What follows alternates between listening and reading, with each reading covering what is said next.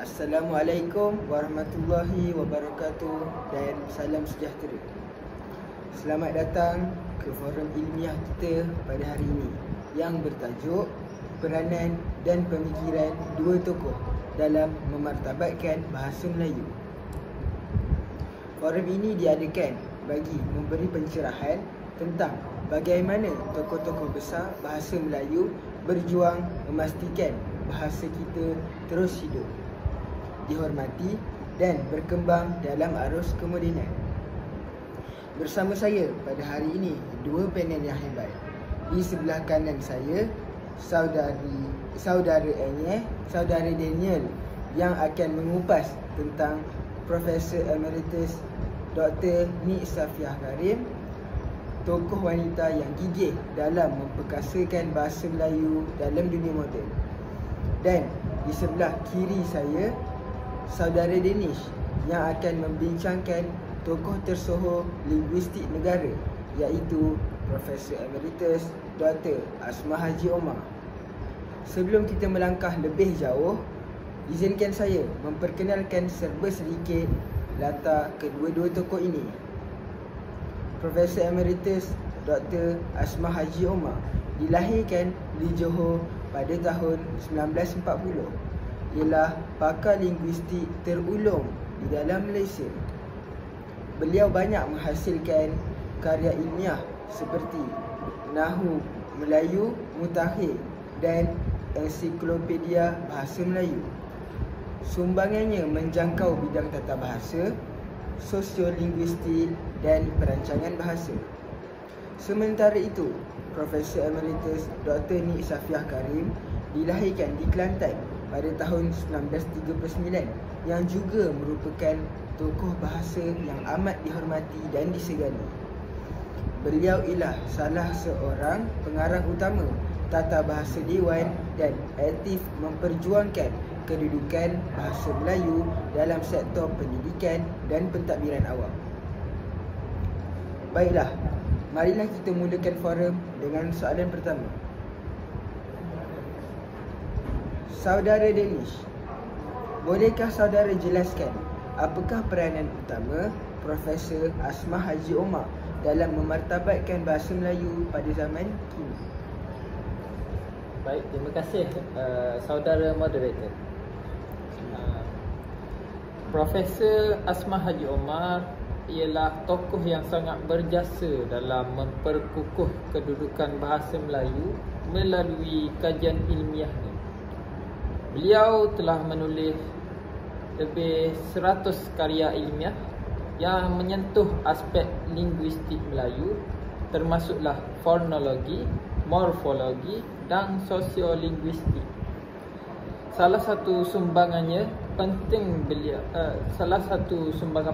beliau ialah usaha membina dan memmodenkan sistem tata bahasa Melayu moden, terutamanya melalui karya Nahu Melayu Mutakhir yang diterbitkan pada 1982.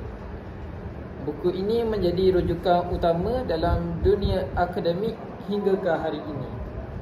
Selain itu, beliau juga banyak terlibat dalam dasar bahasa di Malaysia, termasuklah dasar bahasa kebangsaan dan perancangan bahasa di universiti. Pendek kata, Asmah bukan hanya seorang ahli bahasa, tetapi juga arkitek utama dalam pembinaan sistem linguistik moden. Menarik. Nampaknya sumbangan beliau sangat menyeluruh dari segi ilmu, dasar dan dokumentasi bahasa.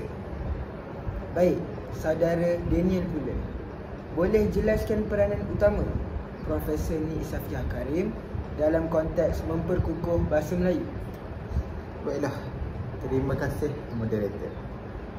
Profesor Nik Safiah Karim ialah tokoh wanita yang berperanan besar dalam memperkukuh pengajaran dan pembelajaran bahasa Melayu.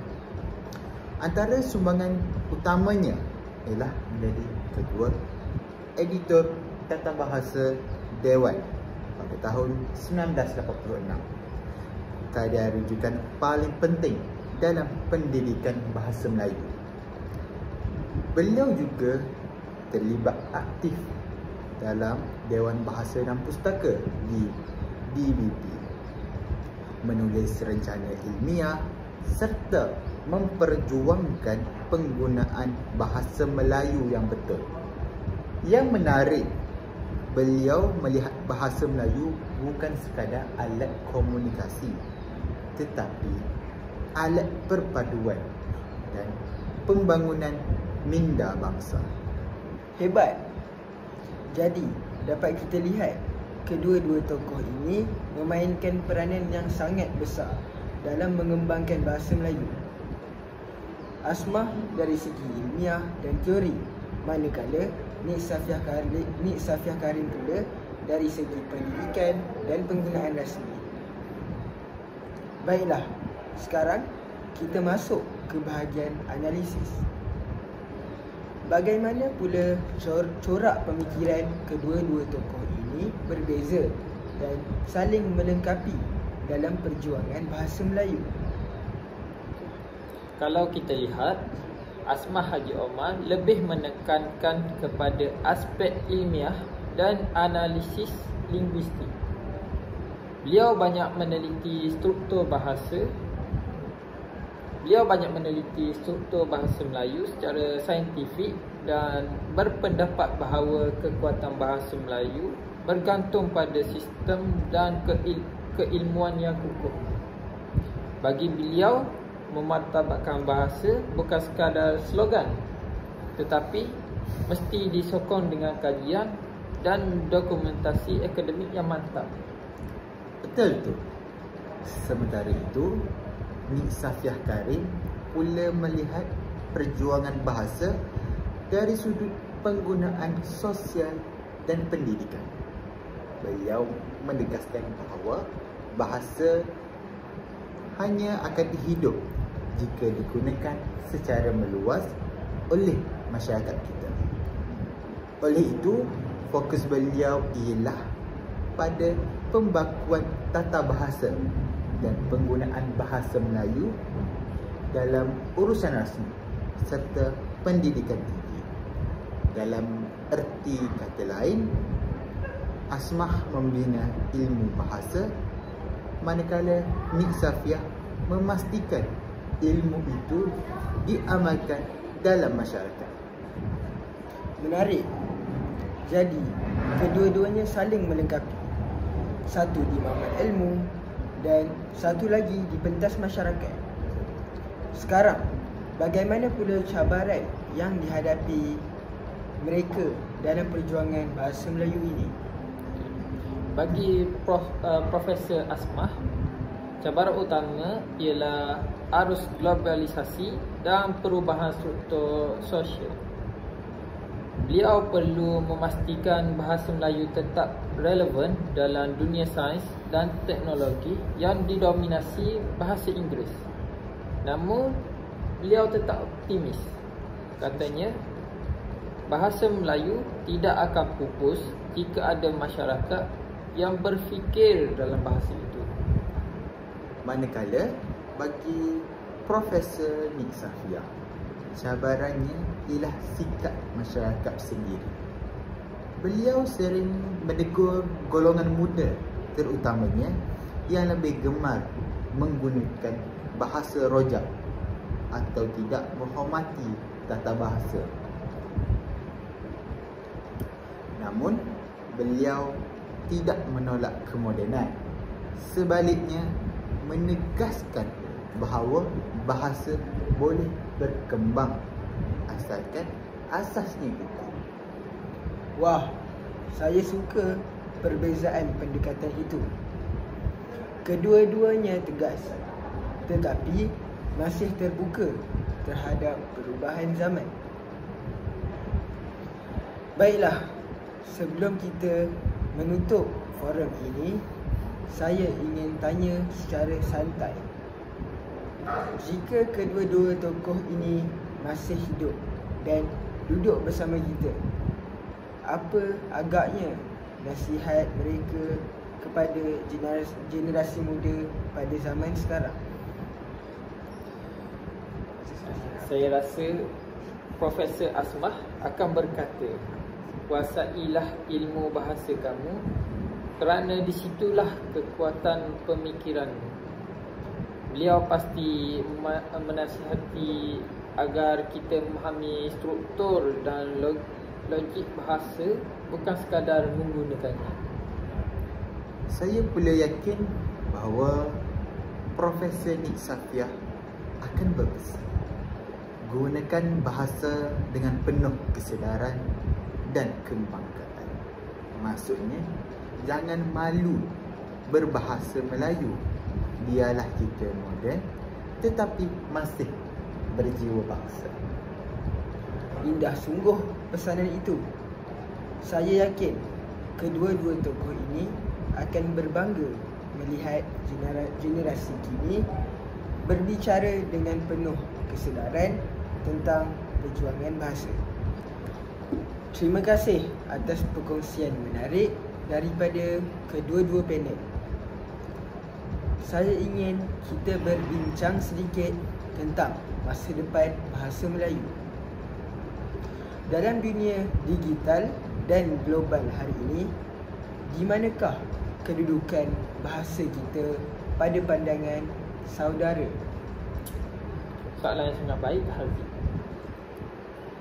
Saya berpandangan masa depan bahasa Melayu masih cerah, asalkan kita berani menyesuaikan diri dengan zaman. Profesor Asmah sendiri yang pernah menekankan bahawa bahasa tidak boleh kaku, ia mesti hidup bersama masyarakatnya. Kita kini berada dalam era kecerdasan buatan, media sosial dan teknologi komunikasi.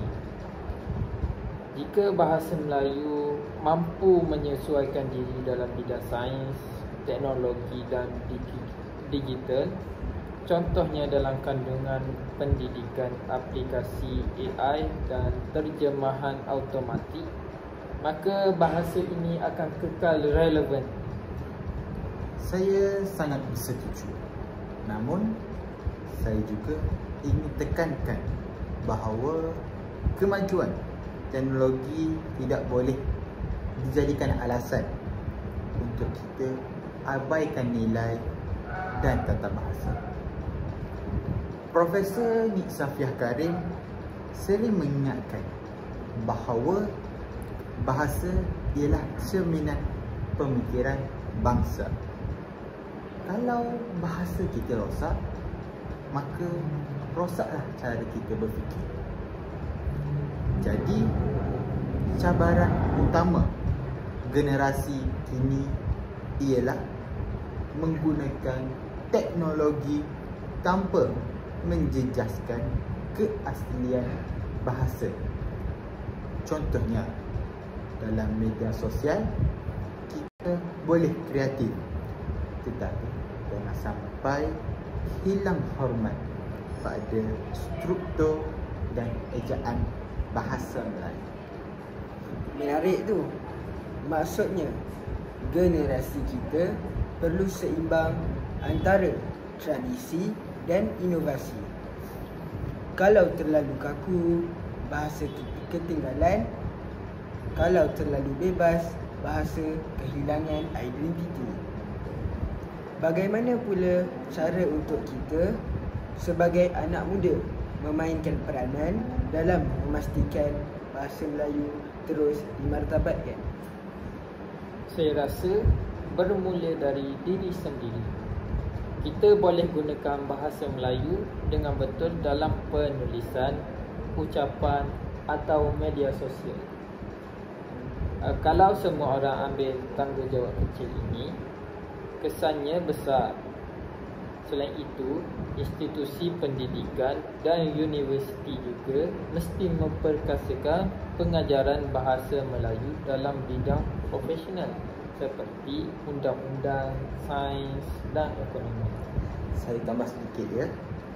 Saya fikir anak muda juga perlu berani mencipta karya kreatif dalam bahasa Melayu seperti filem, muzik, buku digital dan aplikasi. Kalau kita sendiri tak hasilkan kandungan dalam bahasa kita, siapa lagi yang akan buat?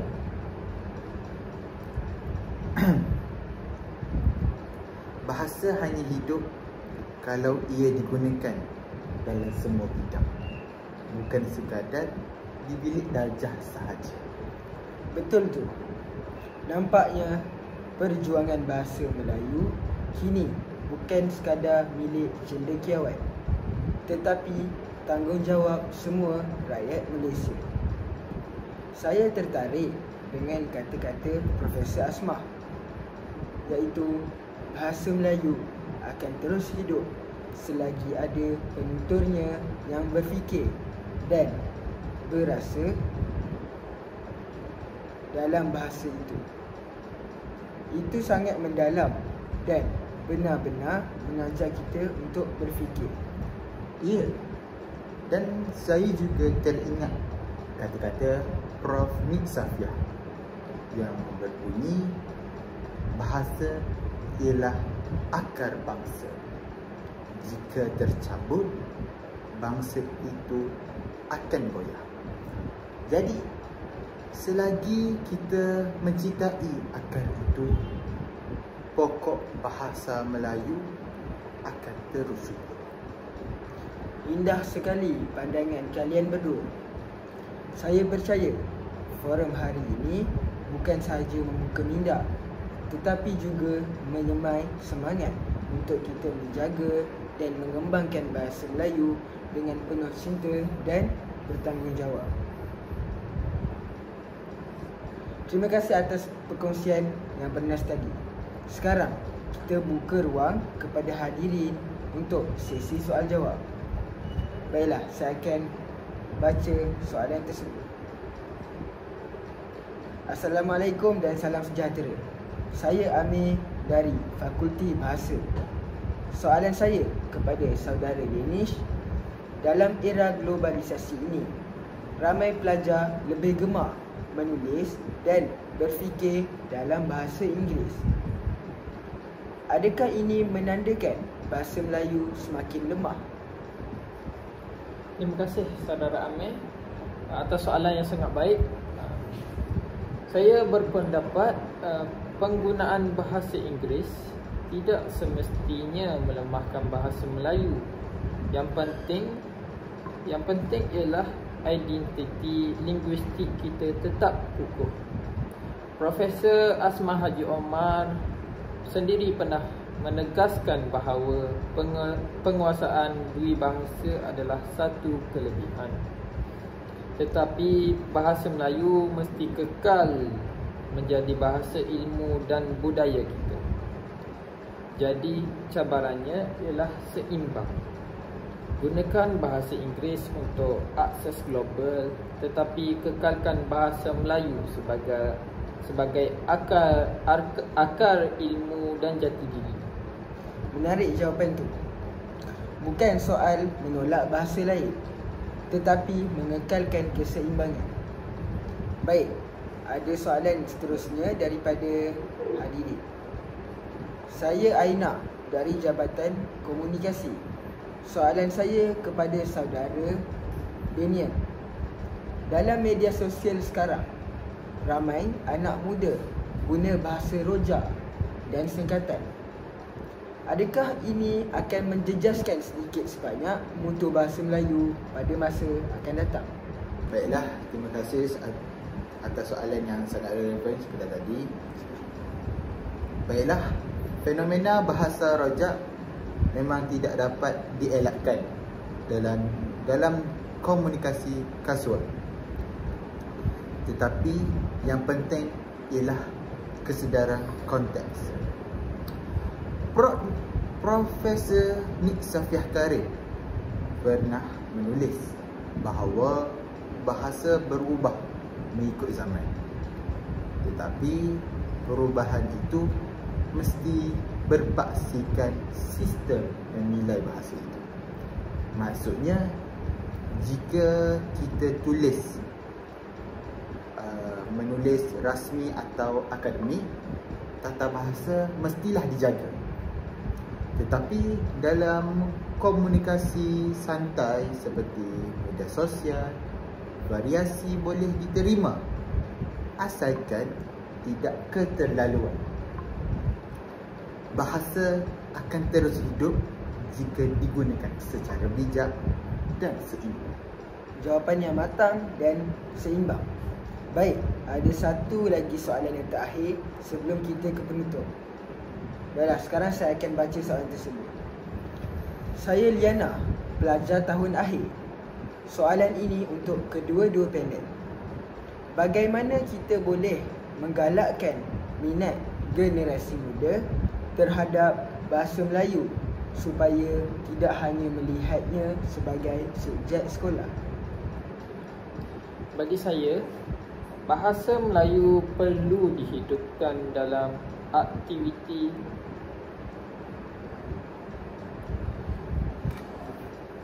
Bagi saya, bahasa Melayu perlu dihidupkan dalam aktiviti harian yang menarik. Kita boleh galakkan penggunaan bahasa Melayu dalam filem, lagu, permainan video dan kandungan digital. Kalau bahasa ini dekat dunia mereka, mereka akan bangga menggunakannya. Saya setuju. Tambahan pula, guru dan institusi pendidikan juga harus kreatif dalam pendekatan ini. Jangan hanya ajar tata bahasa, ajar nilai di sebalik bahasa itu. Bila pelajar faham bahawa bahasa Melayu ialah simbol kasih, hormat dan budaya, barulah mereka menghargainya.